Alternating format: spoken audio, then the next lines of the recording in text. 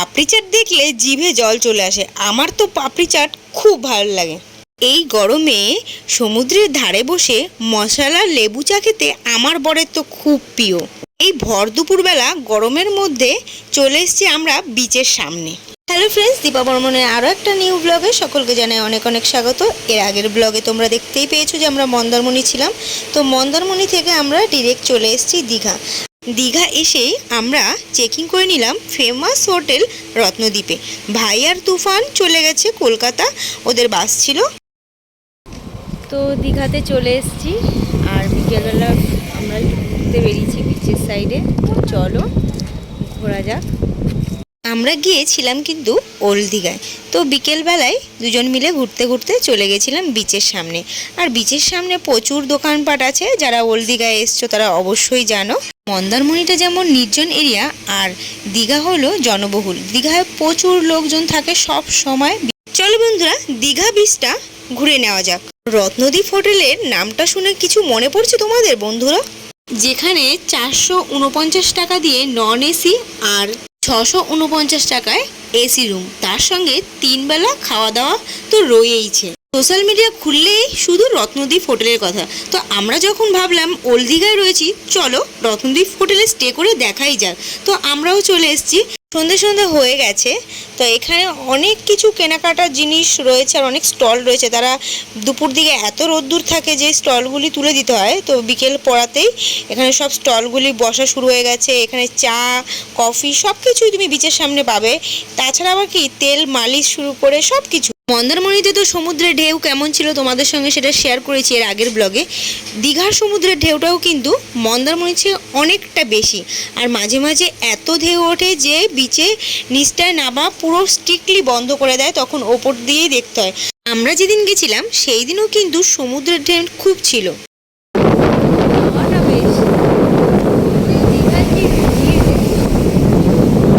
দেখতেই পাচ্ছ সন্ধে সন্ধে হয়ে গেছে, চারিদিকে লাইট ধরিয়ে দেওয়া হয়েছে। আর এখানে কিন্তু ছবি তোলার মতো অনেক সুন্দর সুন্দর জায়গা রয়েছে। বিশ্ব বাংলার সামনে, এই গার্ডেনটার সামনে, শঙ্খের সামনে বেশ সুন্দর জায়গা। আর এখানে দেখো পুরোটাই মার্কেট বসবে সন্ধ্যের পর।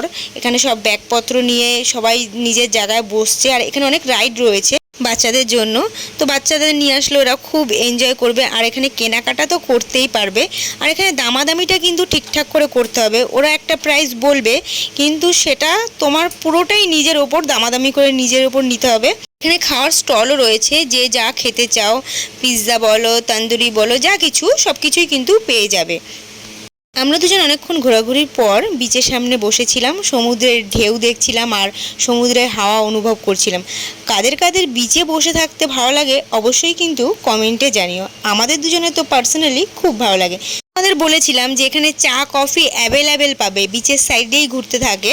তো বাবন চা নিয়ে নিয়েছিল একটা মশলা লেবু চা। তো ও বলছিল যে গরমে মশলা লেবু চা খেতে বেশ লাগে। তো আমি ওকে বলছিলাম যে কেমন লাগলো, বললো যে খুবই ভালো লাগলো। তা আমি তো খাই না চা, তাই আমি নিয়ে নিই। আমি হঠাৎ বললাম চলো একটু পাপড়ি চাট খাই। তো এখানে পাপড়ি চাট করছিল। আমাদের এখানে পাপড়ি চাট যেভাবে বানায় এটার পদ্ধতি কিন্তু পুরোটাই আলাদা। এখানে পাপড়িগুলি প্লেটে সাজিয়ে আগে চাটটা বানিয়ে তারপরে প্লেটের উপরে সার্ভ করে তার উপরে যাবতীয় লঙ্কা কুচি, বাদাম কুচি, সস সব কিছু দিয়ে দেয়। আমি অবাক হচ্ছিলাম যে এরমভাবে কে বানায় বাবা। তারপরে খেয়ে দেখলাম সত্যি জাস্ট অসাধারণ। এখানকার পাপড়ি চাটের থেকেও বেশি টেস্ট লাগছে কিন্তু দীঘার পাপড়ি চাট। তো তোমরা কেউ কখনো দীঘা আসলে পাপড়ি চাটটা কিন্তু ট্রাই করো। আমার তো পার্সোনালি খুব ভালো লেগেছে, বাবনেরও খুব ভালো লেগেছে। দেখো দেখতে দেখতে রাতও হয়ে গেল। কিছুক্ষণ আগেই তোমাদের বলছিলাম যে সন্ধ্যার পর কিন্তু এখানে পুরো মার্কেট জমজমাট, খুব ভালো লাগে, মনে হবে যে মেলায় এসছি।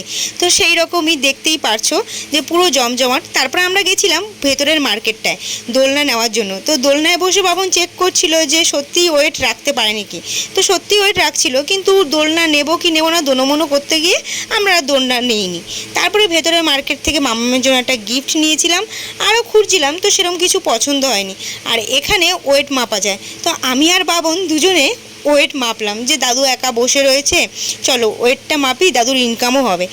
এই ভেবেই দুজনের ওয়েট মেপে নিলাম। সন্ধ্যাটা কিন্তু বেশ কাটলো দীঘা বিচে বসে। তো অনেকটাই টাইম হয়ে গেছে, এবার আমরা রুমের দিকে যাব। মন্দারমণিতে তো আমরা খুব এনজয় করেইছি, তো দীঘাতেও কিন্তু বেশ সময় কাটলো। শুধু ভাই আর তুফানকে একটু মিস করছিলাম, ওরা থাকলে আরও বেশি আনন্দ হতো।